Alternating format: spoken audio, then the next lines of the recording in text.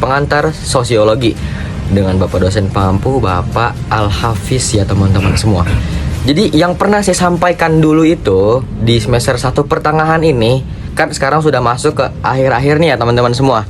Jadi pada waktu itu saya ngebahas pengertian mobilitas sosial, gerak perpindahan seseorang yang tadinya mungkin dia di atas kemudian turun ke bawah, ataupun yang tadinya ia mempunyai jabatan di bawah, kemudian karena ia mempunyai potensi yang sangat besar, dia naik jabatan dan dia mempunyai nama yang lebih baik lagi daripada sebelumnya. Itulah gampangnya saja yang bisa disebut dengan mobilitas sosial teman-teman semua. Simpelnya itu dari mobilitas sosial ini ada yang namanya vertikal. Ada vertikal naik, vertikal turun, dan juga ada yang terakhir itu horizontal. Ini adalah macam-macam dari mobilitas sosial.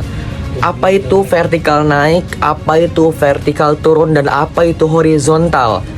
Sudah jelas kalau vertikal naik, ibaratnya yang tadinya ia cuma seorang pedagang biasa, karena ia mempunyai potensi yang sangat besar, ataupun karena ia punya orang dalam, kemudian ia bisa kerja di tempat yang lebih berharga, di tempat yang lebih istimewa, dan haknya orang bekerja seperti itu.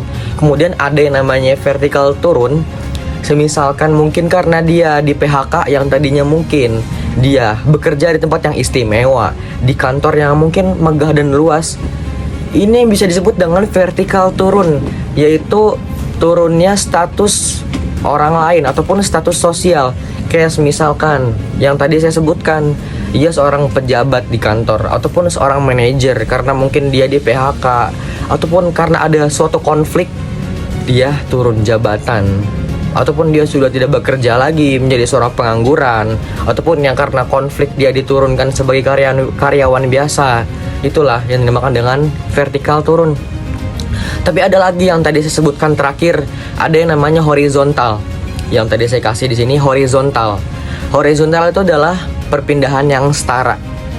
Jadi bukan naik, bukan turun, tapi setara.